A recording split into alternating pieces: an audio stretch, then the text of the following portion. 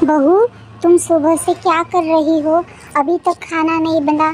दोपहर के 2 बज चुके हैं। मुझे बहुत भूख लग रही है। मुझे दवाई भी लेनी है। मेरे लिए कुछ खाना बना दो। माँ जी, आज मेरी तबीयत कुछ ठीक नहीं लग रही है, तो आज के दिन आप खाना बना लो। मैं खाना बनाने की हालत में नहीं हूँ।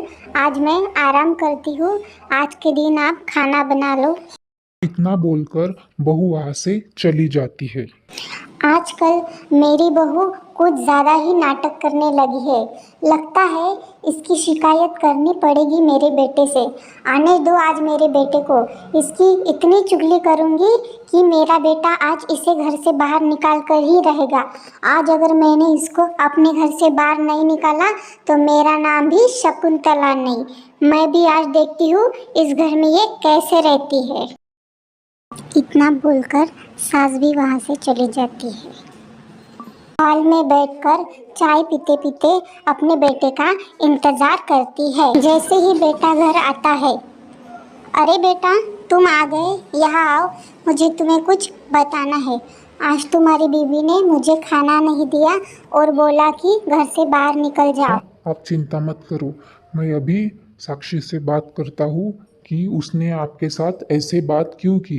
अभी मैं उसे डांट कर आता हूँ। अपने बेटे की बात सुनकर सास बहुत खुश हो जाती है और डांस करने लगती है और बोलती है, मेरा नाम भी है शकुंतला, करती हूँ सबका स्क्रू ढीला।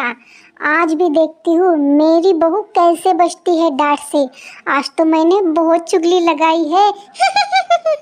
अब आएगा मजा, मेरी बहू को पड़ेगी डांट। शकुंतला का बेटा अपनी पत्नी को ढूंढते ढूंढते घर के बाहर आ जाता है और देखता है उसकी पत्नी घर के बाहर एक कुर्सी पर जाकर बैठी है। फिर उन दोनों में झगड़ा चालू हो जाता है।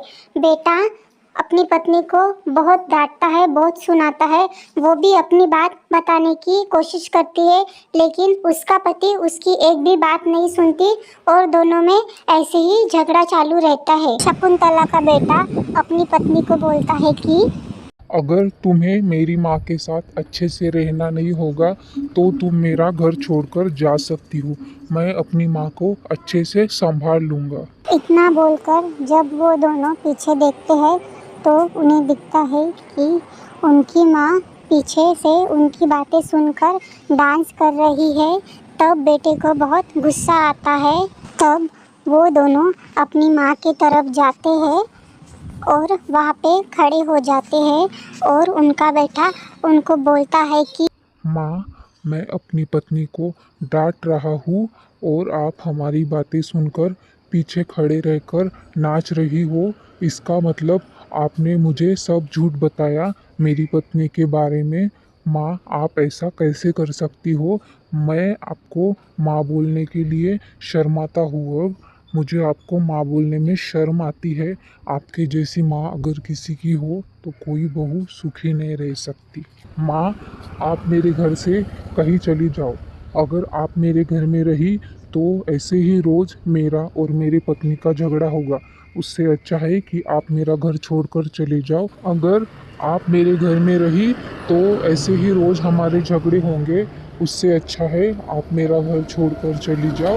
हम दोनों खुशी से रह सकते हैं। जब बेटे ने ऐसा बोला तो माँ चुपचाप नीचे मुंडी डालकर सब कुछ सुन लेती है और शर्मिंदा हो जाती है। बेटे की बात सुनकर माँ अपने कपड़े लेकर घर से निकल जाती है और बोलती है कि काश अगर मैंने अपने बेटे को अपने बहू की चुगली नहीं की होती, उन दोनों में झगड़ा नहीं लगाया होता, तो मुझे आज ये दिन नहीं देखने मिलता। इस कहानी से हमें यह सीख मिलती है कि कभी भी किसी का बुरा नहीं करना चाहिए।